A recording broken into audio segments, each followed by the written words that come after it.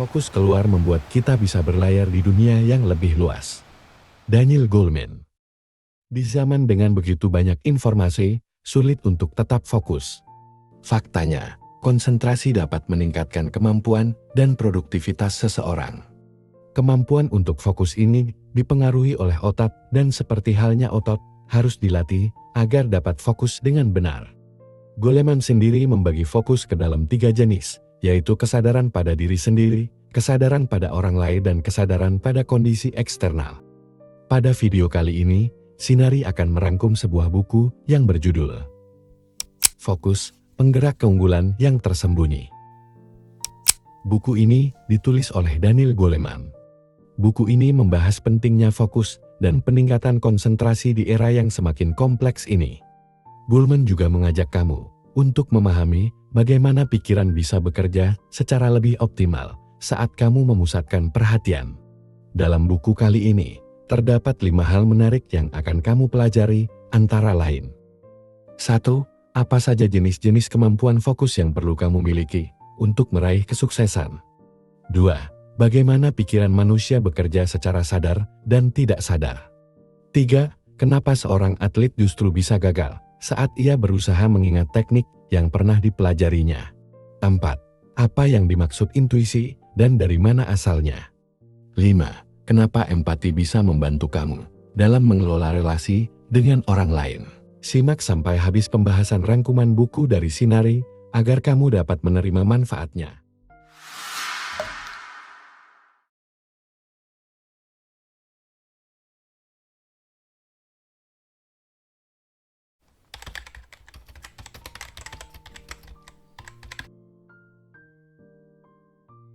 Kamu bisa belajar dengan paling baik ketika perhatianmu dipusatkan pada apa yang sedang kamu pelajari.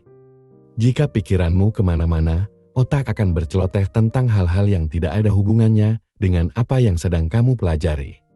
Akibatnya, kamu tidak dapat mengingat pelajaran dengan jelas. Inilah sebabnya mengapa perhatian selektif atau fokus sangat penting. Secara umum ada 2 jenis gangguan, yaitu sensorik yang mudah dilihat dan emosional yang tidak terlihat. Gangguan perhatian yang bersifat sensorik, contohnya adalah suara, aroma, rasa, warna, dan sebagainya. Sedangkan gangguan perhatian yang bersifat emosional terkait dengan gejolak emosi yang mengganggu pikiran, misalnya kecemasan, keingintahuan, ketakutan, dan sebagainya. Penarik perhatian yang bersifat emosional ini biasanya lebih intimidatif dan sulit diatasi dibandingkan penarik perhatian yang bersifat sensorik. Mereka yang relatif kebal terhadap gejolak emosi dan tidak mudah terganggu emosinya akan lebih mampu berkonsentrasi. Pikiran manusia sendiri dapat dibedakan menjadi 2, yaitu pikiran bottom up dan pikiran top down. Pikiran bottom up beroperasi dengan sangat cepat karena selalu menyala dan bekerja di luar kesadaran otomatis. Pikiran ini bersifat intuitif, impulsif, dan didorong oleh emosi. Pikiran bottom up ini menjadi eksekutor bagi rutinitas dan kebiasaan kamu. Sedangkan pikiran top down bekerja secara sadar dan lebih lamban karena harus diupayakan. Pikiran ini menjadi pusat kendali diri yang terkadang bisa mengalahkan kendali otomatis. Perhatian kamu dipengaruhi oleh 2 pemikiran ini. Perhatian yang bersifat top down digerakkan secara sadar oleh kehendak dan pilihan yang kamu buat. Sedangkan atensi yang bersifat bottom up digerakkan oleh refleks, impuls, dan kebiasaan rutin. Meski tampaknya pikiran top down dapat memegang kendali dalam pikiran manusia, sebenarnya pikiran bottom up seringkali lebih dominan. Pikiran bottom up menjadi kuat karena menghemat energi yang dikeluarkan otak. Hal-hal baru yang kamu pelajari dan lakukan secara sadar atau top down, lama-kelamaan akan menjadi kebiasaan dan rutinitas yang bisa disebut bottom up. Itu sebabnya, ketika kamu berusaha terlalu keras untuk sesuatu, kamu seringkali malah gagal. Misalnya, ketika seorang atlet mencoba untuk menang dengan menghafal semua teknik yang dipelajarinya, sebenarnya dia gagal karena tubuhnya yang sudah terlatih untuk melakukan teknik tersebut terganggu oleh pikirannya. Intinya adalah, perhatian berlebihan justru mengurangi kendali mental. Saat kita stres, kita cenderung melupakan banyak hal. Ketika kamu ditekan untuk tidak melakukan atau mengatakan sesuatu, kemungkinan besar kamu akan melakukan atau mengatakan hal-hal yang dilarang. Jadi, kamu harus menemukan keseimbangan antara pemikiran bottom up dan top down. Ketika kamu terlalu fokus pada pemikiran bottom up, hidupmu akan menjadi otomatis dan banyak tindakan yang kamu lakukan tanpa disadari. Oleh karena itu, kamu harus aktif melibatkan pikiran bawah untuk meningkatkan kesadaranmu dan memilih untuk mengabaikan berbagai gangguan sensorik dan emosional.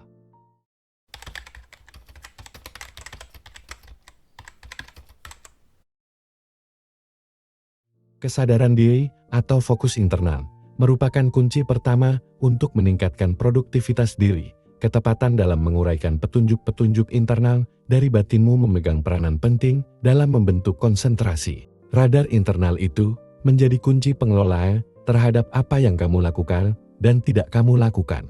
Semua orang tahu intuisi atau suara batin. Intuisi adalah pesan dari pikiran bottom up yang menyederhanakan keputusan hidup dengan memandumu ke pilihan yang lebih cerdas. Saat mengambil keputusan, seringkali kamu merasakan adanya suatu ganjalan. Ganjalan ini dinamakan penanda somatis, yaitu suatu sensasi yang dirasakan apabila kamu merasa suatu pilihan benar atau salah. Berbicara tentang kesadaran diri, kamu juga harus bisa melihat diri sendiri sebagaimana orang lain melihatmu. Harga diri kamu muncul dari interaksi sosialmu dan tercermin dalam cara orang lain memandangmu. Ada dua jenis perhatian yang perlu kamu sadari dalam dirimu. Pertama, perhatian selektif membuatmu fokus pada satu tujuan dan mengabaikan sisanya. Dan kedua, perhatian terbuka memungkinkanmu menyerap informasi secara luas dan memperhatikan petunjuk-petunjuk samar yang tersisa. Kamu harus berhati-hati untuk tidak melangkah terlalu jauh ke satu arah, karena kondisi ini tidak membuatmu menjadi mawas diri. Fokus ke dalam meningkatkan kepekaan kita terhadap intuisi kita, nilai-nilai yang menuntun kita, dan pengambilan keputusan yang lebih baik. Daniel Goleman.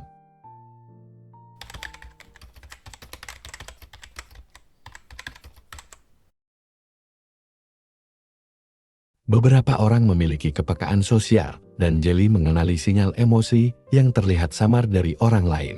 Kemampuan ini akan membantumu dalam bersosialisasi, karena kamu menjadi tahu kapan harus menunjukkan kegembiraan, kapan harus menghibur, kapan harus membiarkan orang lain sendiri, dan sebagainya. Hal ini dinamakan empati. Empati dapat dibagi menjadi 3 tingkatan. Pertama, empati kognitif, yaitu kemampuan membaca isyarat emosional orang lain. Hal ini memungkinkan kita untuk melihat sudut pandang orang lain dan memahami keadaan mental mereka. Orang yang perseptif secara emosional dapat mengatur emosinya sendiri sambil menilai orang lain. Kemampuan ini bisa menjadi proses mental top-down. Empati kognitif akan meningkat seiring dengan rasa ingin tahu. Kecenderungan kita untuk belajar satu sama lain meningkatkan kemampuan kita untuk memahami orang lain. Empati kognitif ini mulai berkembang antara usia 2 dan 5 tahun dan berlanjut sepanjang usia remaja. Tingkat kedua adalah empati emosional, yaitu ketika kamu bisa merasakan apa yang dirasakan orang lain, baik berupa kebahagiaan maupun kesedihan. Terjadinya perasaan yang sama ini biasanya terjadi pada batin yang menaik dan berfungsi secara otomatis. Alam bawah sadarmu menciptakan keadaan emosional yang kamu alami pada orang lain di dalam tubuhmu sendiri. Bayi dapat merasakan apa yang dirasakan orang lain karena empati emosional mulai berkembang sejak usia dini. Empati emosional ini mengandalkan otot-otot perhatian, di mana kamu dapat meningkatkan kepekaanmu terhadap emosi orang lain dengan memperhatikan wajah, suara, dan isyarat emosi lainnya. Tingkatan ketiga adalah kepedulian empatik, yaitu perasaan peduli terhadap orang lain yang mampu menggerakkanmu untuk membantu mereka apabila diperlukan. Empati kognitif dan empati emosional tidak selalu berakhir dengan keinginan untuk membantu atau simpati, sedangkan kepedulian empatik bisa menggerakkanmu lebih jauh lagi. Kepedulian empatik bekerja dalam 2 tahap, munculnya ketidaknyamanan akibat keadaan orang lain, dan refleksi seberapa besar kamu menghormati kepentingan orang lain. Dalam proses tersebut, pikiran bottom up menghasilkan kepedulian di dalam otak, sedangkan pikiran top down akan mengevaluasi perlu tidaknya bantuan diberikan. Ada kalanya, fokusmu terserap pada diri sendiri. Pada saat itulah kepedulian empatikmu akan turun. berfokus pada konteks sosial, membantumu memahami isyarat sosial, dan pada akhirnya memandu perilakumu. Kemampuan abadi ini akan membantumu mengelola hubunganmu dengan orang lain.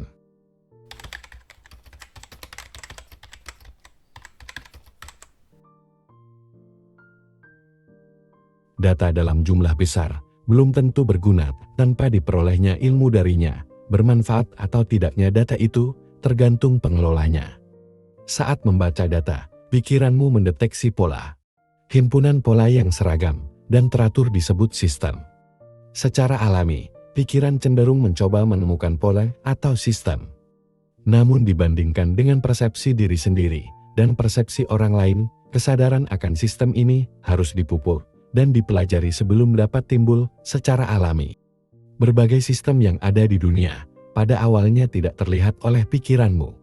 Kamu belum secara langsung menyadari adanya berbagai sistem yang dapat mempengaruhi kehidupanmu.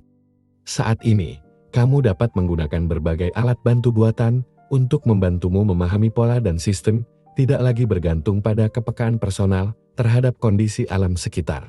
Tradisi merupakan suatu bentuk pengetahuan tentang suatu sistem yang diwariskan secara turun-temurun. Orang zaman dahulu memetakan berbagai pola dan sistem yang ada dan menghasilkan upaya untuk bertahan dalam ekosistem yang ada. Pemahaman akan jenis-jenis makanan yang bergizi dan beracun, bagaimana cara berternak dan sebagainya dipahami melalui suatu proses belajar.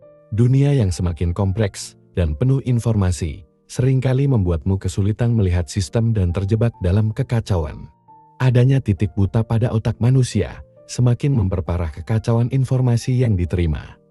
Bukan hanya dapat menangkap informasi yang bermanfaat bagi kelangsungan hidup, namun seringkali tidak dapat mendeteksi ancaman yang ada.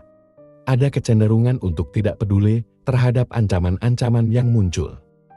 Jadi yang perlu kamu lakukan untuk bertahan dan sukses adalah fokus pada beberapa pola penting yang bisa kamu tangani, sementara sisanya bisa kamu abaikan.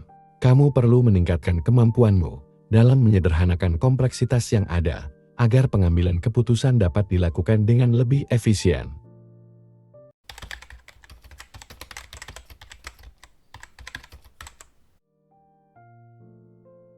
Yang membedakan pemain amatir dengan pemain profesional adalah cara mereka berlatih. Melatih suatu keahlian pada dasarnya memerlukan fokus top-down. Namun, setelah latihan yang berulang, keahlian tersebut akan muncul menjadi pikiran bottom-up yang sudah menjadi rutinitas. Titik inilah yang membedakan antara amatir dan profesional. Pemain amatir akan berpuas diri dan menjadikan latihan sebagai fokus bottom-up yang otomatis, berbeda dengan pemain profesional yang akan terus menggunakan fokus top-down-nya untuk memperbaiki tekniknya, serta menganalisa kesalahan yang ada. Latihan yang baik tidak ditentukan oleh lamanya jam latihan, tetapi oleh kemampuanmu mempertahankan konsentrasi dan kesadaran untuk terus meningkat. Tidak hanya untuk membangun keahlian saja, kesadaran juga penting dalam mendukung pekerjaan sehari-hari.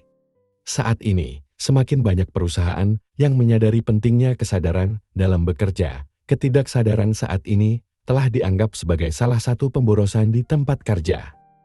Latihan kesadaran diperlukan untuk memperkuat kemampuanmu menjadi non-reaktif atau emosional. Kamu perlu berlatih untuk memusatkan fokus pada yang ada di hadapanmu dan mencegah diri kamu larut dalam alur pikiran yang berkelana kemana-mana.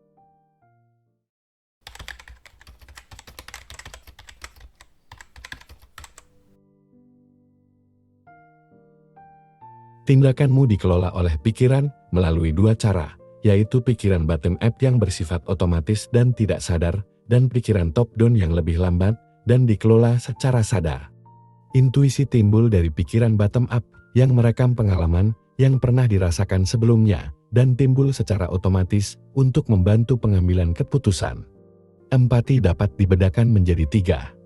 Pertama, empati kognitif yang timbul dari kemampuan membaca sinyal emosional orang lain yang dikendalikan pikiran top-down. Kedua, empati emosional yang cenderung merefleksikan apa yang dirasakan oleh orang lain yang dikendalikan pikiran bottom-up.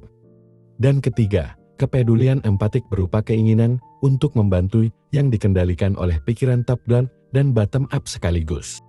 Dengan fokus keluar, Kamu dapat memahami pola dan sistem yang ada di dunia, hingga dapat mengambil manfaat dan menghindari ancaman yang ada.